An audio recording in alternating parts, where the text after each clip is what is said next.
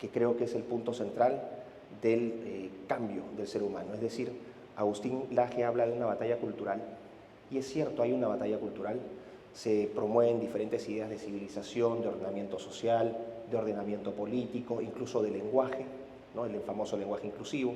Es decir, hay una pugna cultural muy fuerte, y Agustín acierta con ese texto y con ese concepto.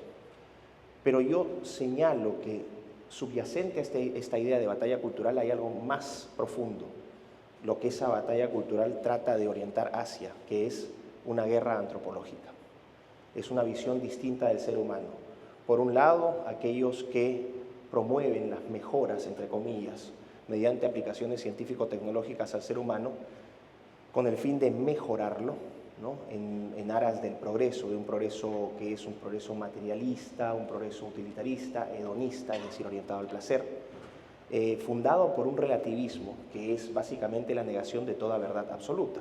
El relativismo te indica que todo depende del punto de vista o de la circunstancia o del tiempo histórico en el cual algún hecho ocurrió, y que cada interpretación está cargada de una determinada verdad. Por lo tanto, el problema principal del relativismo es que te está diciendo que todas las verdades caben, que todas las cosas pueden ser verdad, y eso es un problema, porque niega la posibilidad de que existan verdades absolutas. Y de hecho el mundo está también signado por verdades objetivas y absolutas. Y siempre doy un ejemplo para combatir a los relativistas. Si yo, por ejemplo, les digo que me planteen una posición con respecto a las corridas de toros, y les digo, ¿quiénes están a favor de las corridas de toros y quiénes en contra? Estoy planteando un dilema moral. Algunos me van a decir que sí, que les parecen necesarias o que culturalmente son importantes, y me van a decir que están a favor de las corridas de toros. Y habrá otros, entre los cuales me encuentro, que dirán, no, las corridas de toros a mí no me gustan porque no encuentro que eleven al ser humano, ¿no? exponiendo animales al sufrimiento. Pero eso es un dilema moral que puede ser debatido. Sin embargo, yo puedo aumentar la intensidad de ese dilema moral cuando, por ejemplo, menciono la pena de muerte. Unos me van a decir que sí y otros me van a decir que no. El dilema moral es mayor porque estamos hablando ya no de animales, sino de seres humanos. Y podríamos discutir cuáles son los argumentos a favor y en contra. Entonces, lo que estoy planteando aquí es que hay posiciones divergentes. Hay posiciones de acuerdo al punto de vista de cada persona, de acuerdo a sus experiencias de vida, a sus posiciones morales, a su religión, etc. Sin embargo, si yo les digo a todos, ¿quiénes están a favor o en contra de matar a un niño de 2 años a patadas en la cabeza por puro placer?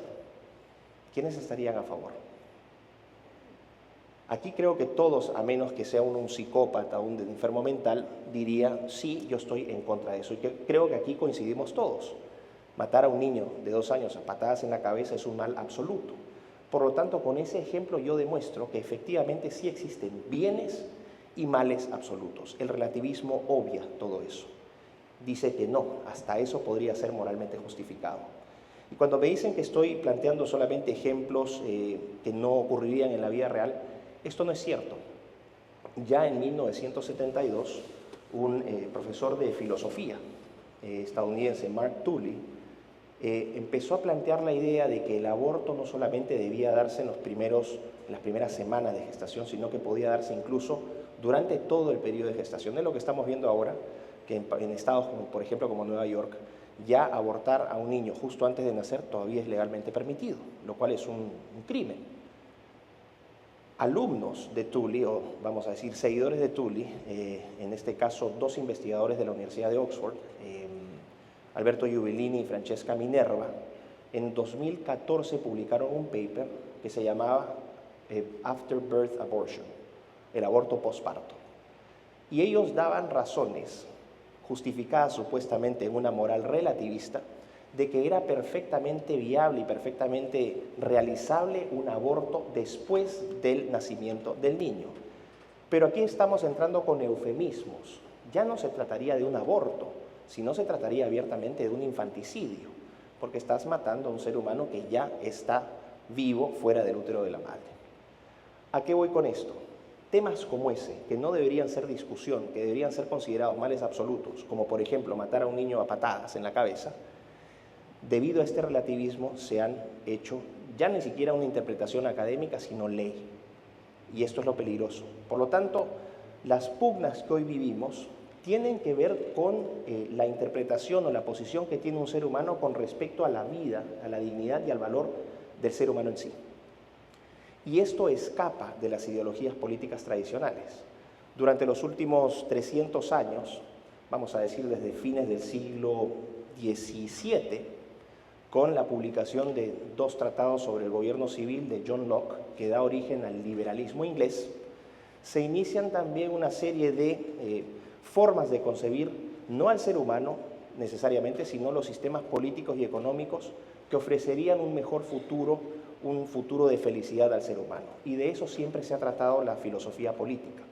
Y vamos a encontrar diferentes filosofías o ideologías que se han ido desarrollando a lo largo de la historia, que han ofrecido, que han prometido al ser humano una mejor forma de vivir, un camino hacia la felicidad. Así, por ejemplo, en el siglo XVIII va a surgir el liberalismo a partir del liberalismo francés, a partir de la Ilustración, el liberalismo británico, ya no solamente el inglés, a partir de los ilustrados como David Hume, el liberalismo clásico con Adam Smith en 1776, con la publicación de Leviatán, el surgimiento del conservadurismo en 1790, con la publicación de Reflexiones sobre la Revolución en Francia de Edmund Burke. Entonces ya vemos liberalismo, los orígenes del socialismo también con Proudhon, siglo XVIII, conservadurismo. Y en el siglo XIX surgen otras ideologías, los nacionalismos, ¿no? Sobre todo a partir del fin de las guerras napoleónicas, y en 1848 el surgimiento del comunismo con la publicación del Manifiesto Comunista de Friedrich Engels y Karl Marx. Todas estas ideologías que tienen 2, 3 siglos de antigüedad son las que siguen marcando el debate político en el siglo XXI. Y ustedes van a ver en los discursos políticos, tanto de gente de izquierda como de derecha, que recurren a estos autores. De hecho, desde el liberalismo también, el siglo XX significa un periodo de, vamos a decir, de renovación, no con el surgimiento, porque la escuela austríaca surge en 1875, creo, con Karl Menger, sino con vamos a decir, los trabajos de pensadores como Mises y von Hayek, ¿no? Que dan origen a la escuela austríaca. Entonces ahí el liberalismo entra con un componente económico más fuerte y renovado. Los socialismos empiezan a moderar, surge, por ejemplo, corrientes como el ordoliberalismo alemán, el famoso concepto de economía social de mercado después de la Segunda Guerra Mundial. Y todas estas, vamos a decir, estos retoques ideológicos son los que han definido el debate político y económico hasta el día de hoy. Es decir, el famoso eje político izquierda-derecha sigue marcado por estas categorías políticas. Quiero que pasemos a la siguiente diapositiva. Perfecto. Entonces, yo no sé cuál será el nivel de formación que ustedes tengan en política, en filosofía política, y de alguna manera, si es que no tienen conocimientos profundos sobre estos temas, de manera intuitiva se van a identificar con un lado o con el otro. Entonces, algunos dirán, yo me siento más de derecha, yo me siento más de izquierda. Nociones algunas tendrán para definirse de una y otra parte, pero aquí he querido resumir de manera muy didáctica la configuración del eje político izquierda y derecha que se viene configurando desde Locke, como les señalé hasta la fecha, y qué implica cada una de estas categorías. Para hacerlo muy sencillo, para que ustedes entiendan, básicamente los discursos de izquierda y derecha se contraponen en 3 aspectos fundamentales. El primero de ellos es el concepto sobre lo social.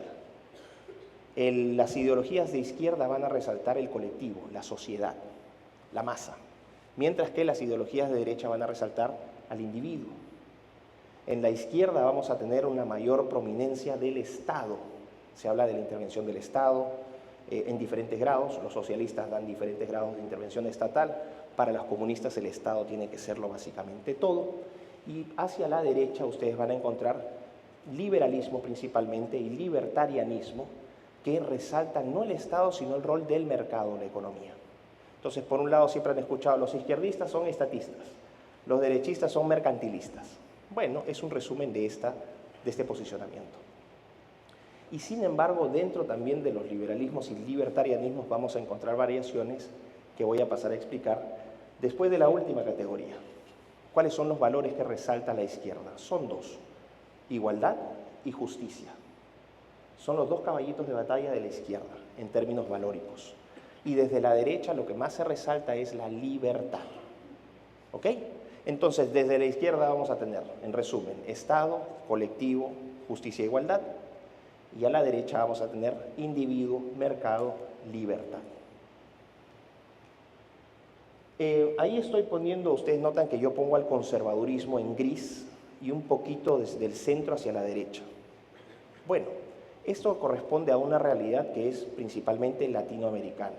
¿Okay? La forma de interpretar el conservadurismo en nuestra región, así como el liberalismo y el libertarianismo, son distintas a la forma como se conciben estas ideologías en Estados Unidos y en Europa. Lo que entendemos como conservadurismo en nuestra región es un poco distinto a lo que se entiende en estos países más desarrollados. Y lo mismo ocurre con el liberalismo y el libertarianismo. El conservadurismo se encuentra al centro y a la derecha y en gris por dos razones. En gris, porque a diferencia de todas estas ideologías que yo les he mencionado, marxismo o comunismo, socialismo, liberalismo y libertarianismo, el conservadurismo no es una ideología. El conservadurismo es una actitud. Más que una forma de pensar el mundo, el conservadurismo es una forma de sentir el mundo e interpretar el mundo. ¿Por qué? Porque el conservadurismo, a diferencia de estas categorías ideológicas de izquierda y de derecha, no tiene un cuerpo teórico. No hay teoría conservadora. Lo que van a encontrar son autores que describen ciertas realidades, en el caso de Burke, Michael Oakeshott, Russell Kirk, autores de Estados Unidos, de Europa, etcétera, que lo que hacen es describir el mundo e interpretarlo, pero no lo teorizan. El conservadurismo no tiene textos canónicos. En la izquierda sí, el marxismo, el texto canónico es Das Kapital. En la derecha, vamos a decir, de promercado, el texto canónico es The Road to Serfdom, ¿no? Camino hacia la esclavitud de Friedrich Hayek, y van a encontrar otros textos canónicos. En el caso de los libertarios, Ayn Rand, ¿no? El libro sobre el Atlas, que es un texto también importante o fundacional de esta filosofía, pero en el conservadurismo no la van a encontrar. ¿Por qué? Porque el conservadurismo no parte de teorías. Estas otras ideologías sí. ¿Qué significa eso? ¿Cómo se traduce eso en un lenguaje un poco más filosófico? Las ideologías políticas son deductivas, es decir, parten de una interpretación del mundo, de una idea, de una teoría que trata de explicar la realidad, es decir, es un camisón que la teoría le pone a la realidad.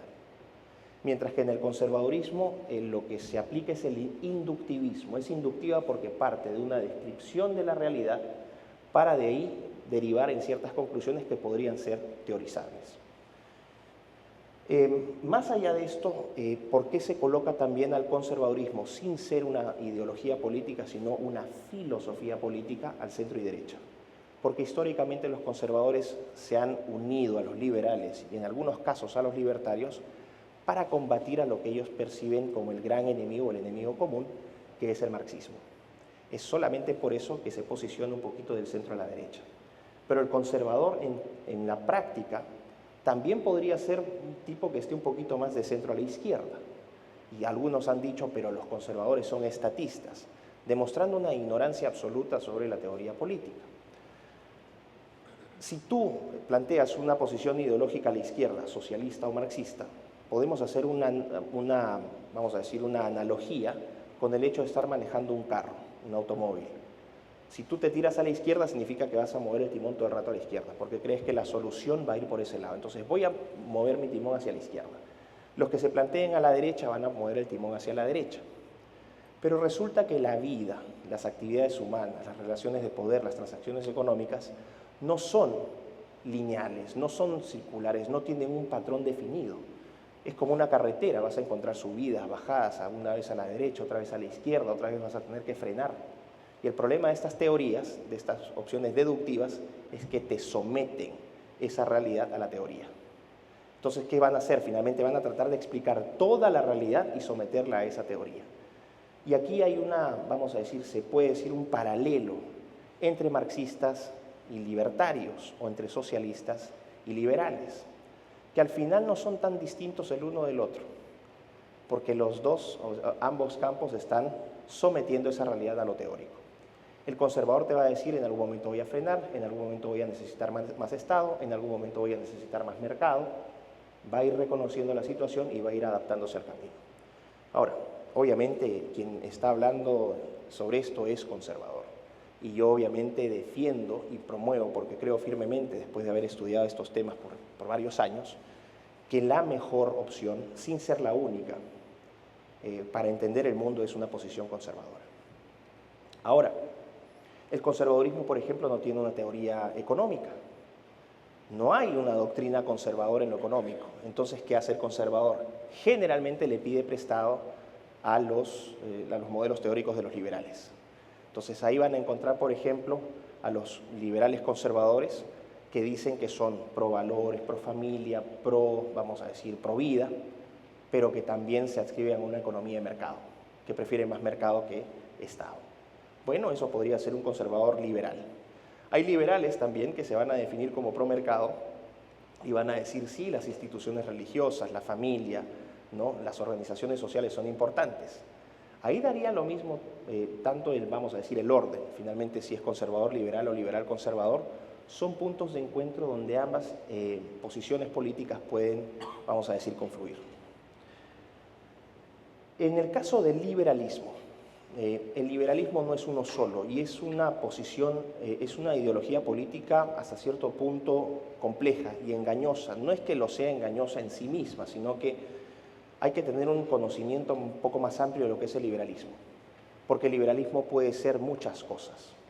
Entonces uno dice, yo soy liberal, y en la región uno va a decir, soy liberal, por lo tanto soy de derecha, me identifico como liberal, soy de derecha. Pero el liberalismo tiene varias vamos a decir, corrientes o variantes. Pueden hablar de un conservadurismo, de un liberalismo de izquierda o socioliberalismo, que no va a estar a la mitad, sino que va a estar de la mitad hacia la izquierda. Pero uno va a decir, ¿pero cómo? Si los socioliberales somos liberales. Pero es que el problema es que el socioliberal adscribe más a la justicia y a la igualdad que a la libertad. ¿Qué corrientes socioliberales vamos a encontrar? En el caso del Reino Unido, principalmente con la escuela de John Stuart Mill, ¿no? El socioliberalismo británico. Mill era un liberal, entendido como un liberal europeo, pero Mill, por ejemplo, decía que el Estado debía intervenir en educación y en salud. Mill también fue uno de los primeros feministas, ahora que estamos hablando en este día, promotor de los derechos de las mujeres. Entonces ya no es tan liberal como lo entendemos en lo económico, sino que se resalta el componente político y cultural. También en esta variante socioliberal podríamos encontrar, por ejemplo, a lo que les mencioné, el ordoliberalismo alemán, que se consideraría más que nada una ideología de centro-izquierda, un liberalismo de centro-izquierda. ¿Por qué? Porque el ordoliberal habla de una categoría política muy importante, que es la economía social de mercado. ¿Ok? Entonces, no es una economía de mercado, no, es una economía social distributista de justicia y de igualdad del mercado. Y también tendríamos una variante estadounidense, aparte de la alemana, que es la ordoliberal, y la de Mill, que es británica, que es la variable rawlsiana de John Rawls, el famoso estado de bienestar, el welfare state. Ojo, estado de bienestar siendo liberal. ¿Pero cómo? ¿Cómo puede hablar de estado de bienestar si es liberal y le encanta el mercado? Porque dicen sí, el mercado puede funcionar, pero la primacía es de un Estado que intervenga esa economía para asegurar que la distribución sea justa. Se dan cuenta que es un liberalismo, pero es un liberalismo de izquierda. Después vamos a encontrar un poquito más hacia la derecha el liberalismo clásico. Ahí entra Adam Smith, ¿no? Y vamos a decir cuál es el principal fundamento, ¿no? Intervención limitada del gobierno, pero intervención al fin. Y no solamente eso, el concepto de mano invisible. ¿Qué quiere decir esto? Que los agentes económicos, sin una intervención o una dirección, vamos a decir, superior, es decir, sin un comando central, espontáneamente van a ir generando, ofreciendo bienes y servicios según las necesidades del mercado, pero reconoce una intervención limitada del gobierno. Nos podemos ir un poquito más a la derecha ya, o sea, vamos a decir, el liberalismo clásico se encontraría entre la mitad y el conservadurismo. Es solamente para posicionarlos ideológicamente. Un poquito más a la derecha del conservadurismo vamos a encontrar a la escuela austríaca. La escuela austríaca es una firme defensora de la economía de mercado, de las transacciones libres, pero especialmente a través de Friedrich Hayek, que es, creo yo, su principal representante, Premio Nobel de Economía, gran mentor ideológico de Thatcher y de Reagan en Inglaterra, bueno, el Reino Unido y los Estados Unidos, para el resurgimiento de los... Curiosamente, fíjense esto, es un liberal que materializa sus políticas con gobiernos conservadores, porque ambos gobiernos fueron conservadores. Lo que dice la escuela austríaca, o lo que dice Hayek, queremos economía de mercado, libertad de transacciones, sin intervención estatal, pero reconociendo la importancia de lo que él llama los cuerpos intermedios. Es decir, Hayek dice la economía es importante, pero las organizaciones sociales también son importantes, sin que intervengan en la economía necesariamente. Pero es importante las instituciones religiosas, la familia, las asociaciones civiles, todo lo que sean términos u organizaciones sociales que de alguna manera sirvan de colchón entre el individuo y el poder totalitario del Estado. Me puedo ir un poquito más a la derecha, y aquí podríamos hablar de los monetaristas, Milton Friedman, los que famosamente son conocidos hoy como los neoliberales, que básicamente dicen una economía aún más desregulada, ¿no? Donde el Estado simplemente intervenga al momento de temas de política monetaria, política tributaria, pero que dejen que el mercado camine más solo, más suelto. No hablan ya del rol de las instituciones intermedias. Y si nos tiramos más a la derecha, vamos a encontrar a los anarcocapitalistas. ¿Quiénes son los anarcocapitalistas? Los que dicen cero Estado. El Estado ni siquiera tiene que intervenir. Todas las relaciones de poder tienen que administrarse y gestionarse en el mercado, porque es el mercado, la economía, lo único, ¿no? el mejor instrumento para regular las interacciones sociales. Fíjense esta posición del anarcocapitalismo, que es la posición de Javier Milei. Javier Milei es anarcocapitalista, ahora que está de moda Milei. Hay un problema con eso. Los seres humanos reducimos todas nuestras actividades y todas nuestras relaciones a lo económico. En la familia, los intercambios, las interacciones entre miembros de esa familia se dan por un interés económico. Ahí vemos un límite terrible de esa teoría, cuando a la gente se dice o se llama libertaria. Dice, no, yo soy libertario, yo estoy en contra de la intervención del Estado, yo soy un amante de la libertad, viva la libertad, carajo, ¿no? El individuo, resaltando al individuo.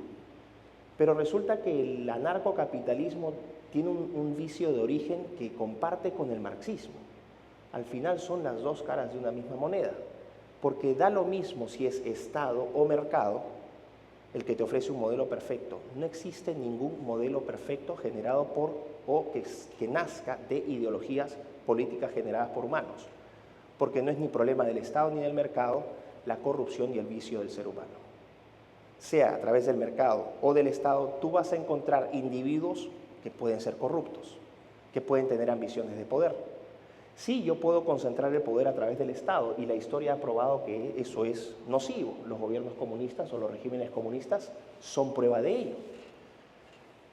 Pero esa concentración de poder, ¿no? Finalmente lo que termina haciendo es limitar las libertades del individuo. Ok. Desde el lado del anarcocapitalismo, el problema de reducir todo el poder a lo económico es que ese poder económico después se transforma en poder político. Y si no me creen, ¿cuánto poder tienen los multimillonarios? Pueden comprar poder político sin tener un Estado. ¿Quién dice que no? No, el mercado es perfecto. Sí, pero los seres humanos no son perfectos. Y los seres humanos siempre van a estar motivados por intereses particulares. Siempre. Pueden tener una vocación social, pero la naturaleza del ser humano es siempre buscar el propio interés también. Fíjense en esto. He hecho esta breve descripción. Bueno, en el caso, para terminar con el libertarianismo, también tiene un error o un vicio de origen, porque el libertarianismo parte de una concepción teórica del ser humano, al igual que las otras. ¿Qué dice el libertario? Que lo más importante, que el valor supremo es la libertad. Que la libertad no solamente es un medio, sino que un fin en sí mismo. El libertario te va a decir la libertad ante todo. Ellos son los custodios de la libertad. Nadie más puede defender la libertad que los libertarios. Son muy graciosos. El problema radica en lo siguiente. que el libertario tiene esta concepción del ser humano aislado, como que el ser humano es un ser cuyas decisiones no necesariamente van a afectar a terceros. Ellos dicen, no, nosotros amamos la libertad y podemos tomar decisiones libres, ¿no?, que apunten hacia nuestro beneficio y no va a haber problema siempre y cuando no afectemos a terceros. ¿Están de acuerdo con esa definición? O los que entienden por libertarismo, esa es la definición de libertario, ¿no? El proyecto, respetar de manera, ¿cómo dice? El respeto irrestricto. Así lo plantean. El libertarianismo es, como lo plantea Venegas Lynch, el respeto irrestricto al proyecto de vida ajeno, sin dañar a terceros. ¿Tenemos que respetar de manera irrestricta el proyecto de vida ajeno? Vamos. ¿Tenemos que respetar todos los proyectos de vida? ¿Qué pasa si voluntariamente, una pareja, ¿no?, padres de familia pobres, que no tienen dinero, tienen 2 hijos que son adolescentes, y resulta que los adolescentes están sumamente tristes porque todos sus amigos tienen mucho dinero, tienen PlayStation, comen bien, viajan, y ellos no tienen absolutamente nada. Y tanto los adultos como los adolescentes llegan a un acuerdo, o sea, los padres llegan a un acuerdo con sus hijos. Miren, hijos, no podemos darles todo esto, pero los vamos a vender. Los vamos a vender, ¿no?, o los vamos a donar a una pareja de millonarios que sí les van a dar a ustedes todo lo que ustedes quieren. ¿Están de acuerdo con eso? Y los hijos pueden decir, sí, estamos de acuerdo. Bueno, desde esa perspectiva entonces, vendes a tus hijos, están felices los padres porque se quedan sin carga, los hijos están felices porque van a tener todas las cosas que quieren y todo problema solucionado. Es un ejemplo absurdo, ¿sí o no? Ok, y eso demuestra el absurdo del libertarismo. ¿Qué es lo que está omitiendo el libertarismo en su teoría? Que los seres humanos tenemos sentimientos. No estoy acá teorizando, es un hecho, es una observación del conservador. El ser humano tiene sentimientos, no es solamente un agente económico. O cuando dicen, no, es la libertad de vender órganos. Vamos a vender nuestros órganos. Pero ¿quién eres tú para meterte en la vida ajena? Cada uno tiene la opción de elegir qué es lo que hace con su cuerpo. Ok, la pregunta del millón es, ¿cuántos de esos vendedores de órganos realmente lo van a hacer por una decisión libre y voluntaria? ¿Y cuántos lo van a hacer por necesidad? ¿Ustedes creen que alguien normal, con una vida tranquila, que tiene opciones en esa vida, va a vender sus órganos? No. Lo va a hacer alguien que no tiene opciones, que no tiene oportunidades, que no tiene salida. Uy, voy a vender mi riñón porque si no mis hijos se mueren de hambre. Va y dona el riñón. Es la teorización del ser humano a niveles que son absurdos. Por eso es que, con todo respeto les digo, el libertarismo no es vamos a decir, una filosofía política que explique e interprete bien la realidad del ser humano. Y por el otro lado, vamos a tener también, en el caso principalmente del liberalismo, esta concepción del ser humano como un homo economicus. En la teoría económica neoclásica, que es la teoría fundamental del liberalismo, lo que se plantea es que el ser humano es un ser racional, que toma decisiones, ¿no?, en base a la utilidad o el beneficio que va a obtener. Es decir, el ser humano de manera racional va a hacer análisis de costo-beneficio muy rápido para determinar qué opción le sirve o le es más útil. Por ejemplo, cuando están en la calle y piden un taxi, ¿qué taxi van a pagar? ¿El más caro o el más barato? El más barato. Eso es una decisión racional. ¿Se condice eso con la realidad del ser humano? Sí, todos podemos observar que la gente en su mayoría lo que va a buscar es maximizar su beneficio minimizando la inversión. Y eso es algo muy humano y racional, y lo hacemos todos los días cuando vamos al supermercado, compramos cosas, vendemos cosas, siempre estamos tomando decisiones racionales. Y eso probablemente sea el comportamiento del ser humano en 95% de los casos. Pero aquí el problema del Homo economicus también radica en una visión teórica del ser humano. El Homo economicus es una abstracción teórica del ser humano. ¿Por qué? Porque bajo la premisa del liberalismo, de este Homo economicus, siempre todas las decisiones, para que la teoría sea correcta y funcione, El ser humano siempre, en el 100% de los casos, va a tener que tomar decisiones racionales. Y ahí hay un problema. ¿Qué pasa cuando una persona se lanza al mar para salvar a otra persona que se está ahogando? ¿Está tomando una decisión racional? Esa persona puede morir. ¿Pero cómo? Estoy contradiciendo el análisis costo-beneficio del liberal. Dos cosas. Uno, que estoy contradiciendo esta visión, y dos, que no todas las relaciones del ser humano se reducen a lo económico, nuevamente. O cuando una persona dona sangre a otra, ¿se está haciendo un beneficio? No, está atentando contra su cuerpo, le van a sacar que 400 mililitros, lo van a dejar así medio droga y va a tener que comerse un sándwich después de 4 horas para poder recuperar la sangre que ha perdido. Se dan cuenta entonces que la teoría choca con la realidad. En el caso del comunismo, el Homo Sovieticus, ¿no? Y esta visión del proletario como un ser perfecto, afectado, atacado, ¿no? Siempre minimizado, que por esa condición Marx le otorga al proletario todas las virtudes. El proletario será pobre, pero es virtuoso. ¿Qué pasa cuando los comunistas llegan al poder? ¿Se preocupan del prójimo? No hay en la lista de millonarios más grande del mundo, están todos los comunistas reciclados que entraron al poder, ¿no? Con todas sus virtudes para enriquecerse. ¿Y solamente ese es un daño o eso es una condición del marxista? ¿O cuando entras la gente de derecha también ocurre lo mismo? También ocurre lo mismo. Nuevamente, las dos caras de una misma moneda, porque no es el sistema, no es la teoría, es el ser humano. ¿A qué voy con esto? Que desde la derecha, liberalismo y libertarismo, y desde la izquierda, socialismos y marxismos, hay una concepción teórica del ser humano. Hay una concepción teórica de los sistemas políticos y económicos en los cuales ese ser humano se desenvuelve. Pero aquí distingo al conservador. Por eso digo, antes de atacar al conservadurismo y decir, ay, son estatistas, antes de vomitar ignorancia y hacerla pública, la gente tiene que entender qué es lo que está criticando.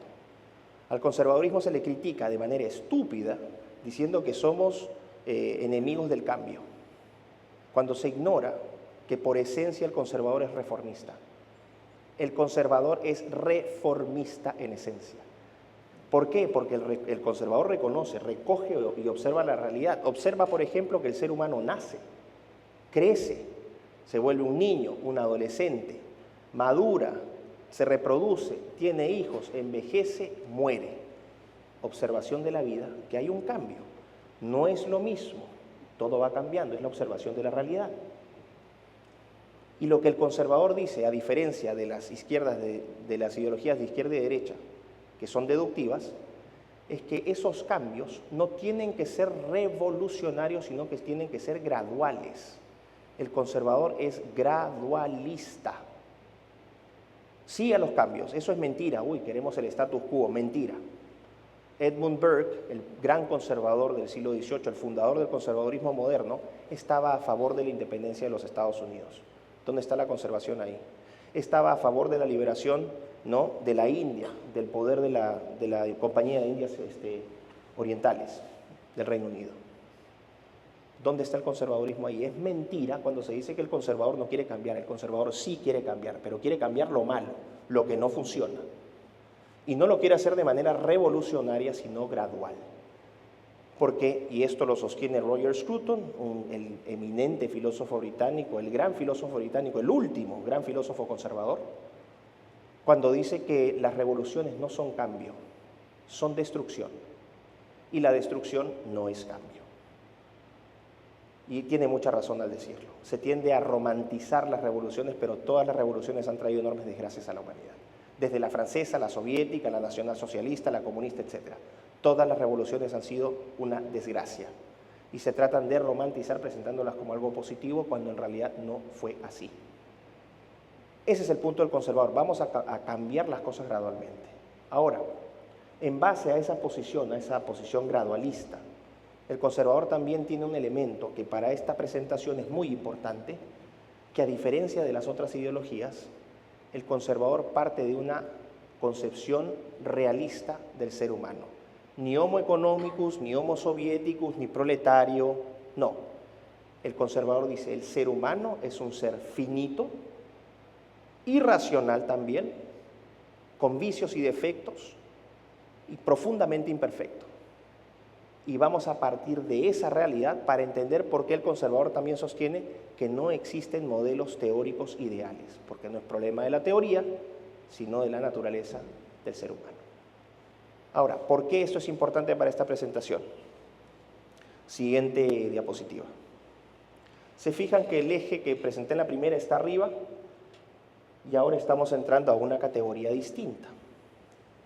Piensen ustedes en el rol de la tecnología.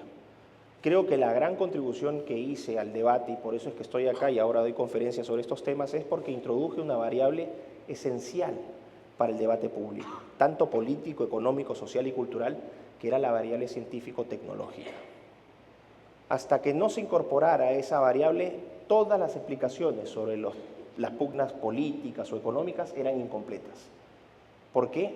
Porque la tecnología juega un rol fundamental no solamente en modificar el entorno del ser humano, sino también en modificar las relaciones del ser humano. Es una herramienta que media relaciones de poder. Por lo tanto, para entender la política, tienes necesariamente que incorporar tecnología.